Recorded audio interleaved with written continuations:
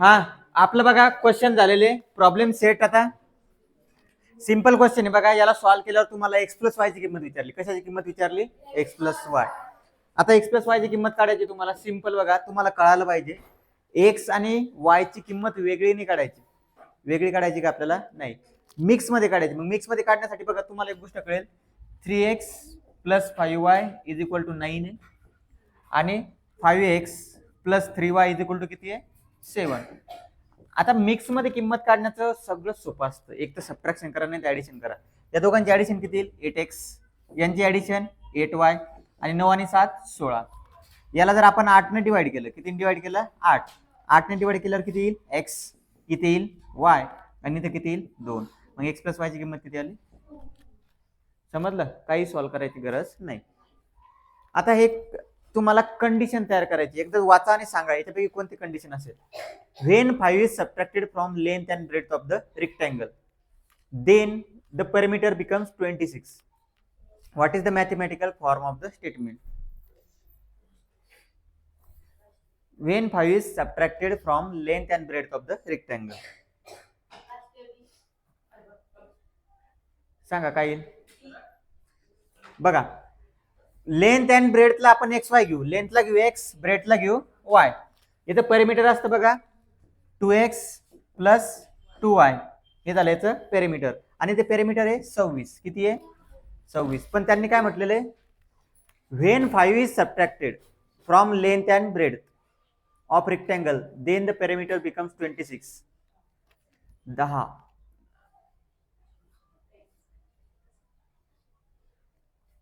काय येईल सांगा बरं? इथं एकदा क्वेश्चन बघा बरं. तू पुस्तकात बघा एकदा क्वेश्चन. बघा, पेरिमीटर म्हणजे तुम्हाला मी सांगितलेलं आहे चारही बाजूंची बेरीज. आता चारही बाजू म्हणजे आता तुम्हाला थोडा कन्सेप्ट सांगतो, समजलं पाहिजे. आपला कन्सेप्ट स्ट्रॉंग झाला पाहिजे. 9वीत आपण हा आहे रेक्टँगल. काय आहे? रेक्टँगल. समजा आपण याची लेंथ घेऊ x, मग समोरची लेंथ पण काय येईल? x. ब्रेड्थ घेऊ y, समोरची पण ब्रेड्थ काय येईल? y. ठीक आहे. त्यांचं म्हणणं काय आहे, क्वेश्चनचा अर्थ थोडा घेण्यामध्ये चुकला होता माझा. When 5 is subtracted from length and breadth, म्हणजे x मधून पण 5 सबट्रॅक्ट करायचे आणि y मधून पण 5 सबट्रॅक्ट करायचे. ठीक आहे, ही झाले. आता याला जर आपण 2 न मल्टिप्लाय केलं, किती ना? 2 न. 2 in bracket x plus y, त्याच्यानंतर sorry x minus y, x minus 5 plus 2 in bracket y minus 5. यांची बेरीज म्हणजे यांचं पॅरामीटर 26. आता हे आलं कुठून ते पण सांगतो. हे कुठून आलं बघा. x आणि x किती होतात? 2x. y आणि y 2y. हे झालं पेरिमीटर कोणाचं? रेक्टँगलचं. पण आपल्या ओरिजिनल लेंथ मधून 5 कमी केल्यामुळे आपलं पेरिमीटर x च्या ऐवजी काय होऊन राहिलं बघा? x minus 5. आणि y च्या ऐवजी काय होऊन राहिलं? y minus 5. कारण त्यांनी कंडिशन टाकलेली 5 वजा केल्यानंतर आन्सर किती येतं? 26. हे पेरिमीटर नाहीये. 5 वजा केल्यानंतरचा आन्सर येते 26. किती आहे? 26.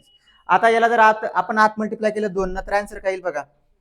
2 ना आत मल्टिप्लाय केल्यावर आन्सर काय येणार आहे? 2 इंटू एक्स 2x, 2 इंटू 5 10. 2 न मल्टिप्लाय करा 2y, 2 न मल्टिप्लाय करा 10 बरोबर 26. किती येईल? आन्सर किती आलं? 26. आता याला जर 10 आणि 10 किती होतील? 20. 2x plus 2y minus 20 is equal to किती झाले? 26. समजले इथपर्यंत? 2x प्लस 2y हे 20 तिकडे गेल्यानंतर काय होतील? प्लस 2x प्लस 2y बरोबर किती झाले? 46. समजलं काय काय केलं बघा. हा पेरिमीटर काढण्यासाठी फॉर्म्युला बनतो, पण मी तुम्हाला सिंपली सांगतो. फॉर्म्युले लक्षात ठेवल्यापेक्षा कन्सेप्ट लक्षात ठेवा. पेरिमीटर म्हणजे सगळ्या बाजूंची बेरीज. पण x 2 वेळेस आलेले म्हणून किती झालं? 2x. y 2 वेळेस आलेले म्हणून किती झालं? 2y. पण आपल्या ओरिजिनल लेंथ मधून 5 कमी करायचे आणि ब्रेड्थ मधून 5 कमी करायचे, त्याच्यामुळे या x च्या ऐवजी आलेले x मायनस 5 आणि या y च्या ऐवजी काय आलेले? y minus 5. समोर काय केलं? फक्त 2 ने मल्टिप्लाय केलं. 2x इकडे 2 ने मल्टिप्लाय केल्यावर झाले 10. 2y 2 ने मल्टिप्लाय केल्यावर झाले 10. 10 आणि 10 किती झाले? 20. 20 तिकडे गेल्यानंतर झाले प्लस हे झालं 46. याला जर 2 ने भाग दिला तर आन्सर काय येईल? x प्लस वाय आणि 46ला 2 भाग दिल्यावर आन्सर येईल 23. समजलं? कोणता ऑप्शन येतो? सी. ठीक आहे. तुम्हाला जेवढे एमसीक्यू सोपे वाटतात तेवढे एमसीक्यू सोपे नसतात. आता Ajay is younger than Vijay by 5 years. Younger म्हणजे काय रे? मोठा, लहान. Sum of their ages is 25. आता याला दोन प्रकार सोडू शकतो. एक ऑप्शन वापरून. काय वापरून? ऑप्शन वापरायचं कसं? आता 20 आहे. काय? अजय एज. अजय हा लहान आहे का नाही? तुम्हाला ऑप्शन वापरून पण सांगतो बघा. अजय इज यंगर दॅन विजय. अजय लहान विजयपेक्षा. काय? लहान. किती वर्षांना? 5. मग अजय जर 20चा असला तर विजय कितीचा असले? पण अरे मोठा आहे ना विजय. विजय मोठा आहे ना. अजय हा लहान आहे. अजय लहान आहे 5 वर्षांना. याचा उलट अर्थ काय होईल? विजय 5 वर्षांना मोठा आहे. मग अजयचं वय जर 20 पकडलं तर विजयचं वय किती झालं? 25. दोघांचं वय किती होऊन राहिलं? 45. आपल्याला किती पाहिजे? 25. पहिला ऑप्शन बरोबर आहे का? नाही. मग दुसरा वापरून पहा. समजा अजयचं एज 15 घेतलं तर विजयचं किती होऊन राहिलं? 20. कारण 5 वर्षांनी तो काय? मोठा. 15 आणि 20 किती झाले? 35. आपल्याला किती पाहिजे? 25. मग तिसरा ऑप्शन घेऊन पाहू. अजयचं एज जर 10 घेतलं तर विजयचं किती येणार? 15. आणि 10 आणि 15 किती झाले? 25. हे झालं ऑप्शन वापरून. नाहीतर मग तुम्हाला काय करावं लागेल?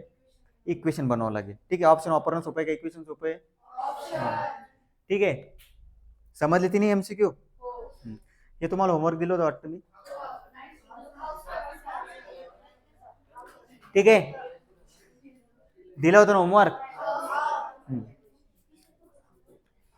हा. फर्स्ट क्वेश्चन बघा. आता असा क्वेश्चन येत नसतो पेपरमध्ये. Solve the following equation by equating coefficient वगैरे असा क्वेश्चन नसतो. ते तुमच्या प्रॅक्टिससाठी आहे. आता हे 6 क्वेश्चन तुम्हाला दिले होते मी होमवर्क. इझी येते. ठीक आहे. हे क्वेश्चन तुम्ही कशी सॉल्व्ह करू शकता? सबस्टिट्यूशन वापरा किंवा कोएफिशिएंट सारखे करून सॉल्व्ह करा. पण इथं त्यांनी काय म्हटलेलं आहे?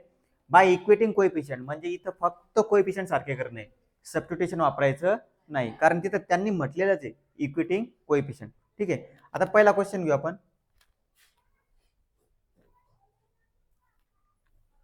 बघा फर्स्ट क्वेश्चन घेऊ. आपण काय लिहितो? Hair 3x - 4y is equal to आहे तुमचं 7. याला दिला 1 नंबर. आणि त्याच्यानंतर 5x + 2y is equal to आहे 3. याला दिला 2 नंबर. आता कोएफिशिएंट सारखे करायचे. मग सारखे करण्यासाठी सोपं काय मला सांगा? x सोपं आहे का y सोपं आहे? याला 2 ने मल्टिप्लाय केल्यावर ऑटोमॅटिक सारखा होऊन राहिला तो. मग मल्टिप्लाय इक्वेशन 2/2. याला 2 ने जर मल्टिप्लाय केलं तर काय होईल? मग ते 10x 2 × 2 4y 3 × 2 6. ठीक आहे. हे झालं 3 नंबरचं इक्वेशन. आपण चेंज कोणाला केलं? 2 नंबरला. त्याचं काम संपलं. आता याचं बघा. याचा कोएफिशिएंट 4 आहे. याचा -4 आहे. म्हणजे कोएफिशिएंट सारखा आहे. आपण साइन वेगळा असल्यावर काय करतो? Direct addition. Adding equation 1 and equation 3. आता 2 नंबरचं घेणार का आपण? नाही. 3 नंबरचं. 3x - 4y is equal to 7 upon मध्ये 10x + 4y is equal to 6. 4y cancel. 3 आणि 10 13x बरोबर 13. x ची किंमत आली 13/13. x ची किंमत किती आली? 1. x ची किंमत 1 आलेली कोणत्या इक्वेशन मध्ये ठेवा? आन्सर येऊन जाईल. Put x is equal to 1 in equation first. Equation first मध्ये जर याची किंमत ठेवली आपण तर काय येईल आन्सर बघा. 3x - 4y is equal to 7. 3 in bracket x ची किंमत किती आहे? 1 -4y बरोबर 7. -4y बरोबर 7. 3 तिकडे गेल्यानंतर झाले -4y बरोबर किती आले? 4. y ची किंमत 4/-4 म्हणजे y ची किंमत किती येईल रे? -1. ठीक आहे. काही अवघड? गेलो. Question number 2. Question number 2. ठीक आहे. आता क्वेश्चन नंबर 2 मध्ये काय काय दिलेलं बघा. 5x + 7y is equal to 17. हा 1 नंबरचा. आपण त्याला नाव देतो माहिती तुम्हाला. त्याच्यानंतर 3x मायनस 2y बरोबर किती 4 किती आहे सांगा. मग इक्वेशन आपल्याला या इक्वेशन जे सॉल्व्ह करायचे ते कोइफिशियंट इक्वेट करून करायचे सारखे करून म्हणजे कसं कोणतं x सारखा करायचा किंवा y सारखा करायचा सांगा. मग सोपं कोणतं आहे x किंवा y दोन्हीला मल्टिप्लाय करावंच लागणार आहे आपल्याला. यांना सारखं बनवण्यासाठी नंबर कोणता आहे जवळचा 15 आणि यांना सारखं बनवण्यासाठी 14. कोणते वापरा काही प्रॉब्लेम नाही कारण दोन्हीला मल्टिप्लाय करणं म्हणजे कोणते वापरले चालेल. मल्टिप्लाय इक्वेशन 1 बाय सांगा याला किती मल्टिप्लाय करावं लागेल 3 आणि मल्टिप्लाय इक्वेशन 2 बाय किती ना 5. 3 न मल्टिप्लाय केल्यावर काय होईल आन्सर किती होईल आन्सर सांगा. काय बघा 3 न मल्टिप्लाय करायचं तुम्हाला असं काही गुणाकार शिकवण्याची गरज नाही. 3 न मल्टिप्लाय करा 3 पाची 15 3 न मल्टिप्लाय करा 21 3 न मल्टिप्लाय करा 51 याला द्या 3 नंबर. 5 न मल्टिप्लाय करायचं 5 गुणिले 3 5 गुणिले 2 आणि 5 गुणिले 4 20. ठीक आहे हे झालं. ठीक आहे समजलं तुम्हाला. आता कोएफिशियंट सारखे पण साइन पण काय आलं सारखं. साइन सारखं असल्यावर काय करतो ऍडिशन का सबट्रॅक्शन. मग आपण काय म्हणतो apply equation 3 number 3 minus equation 4.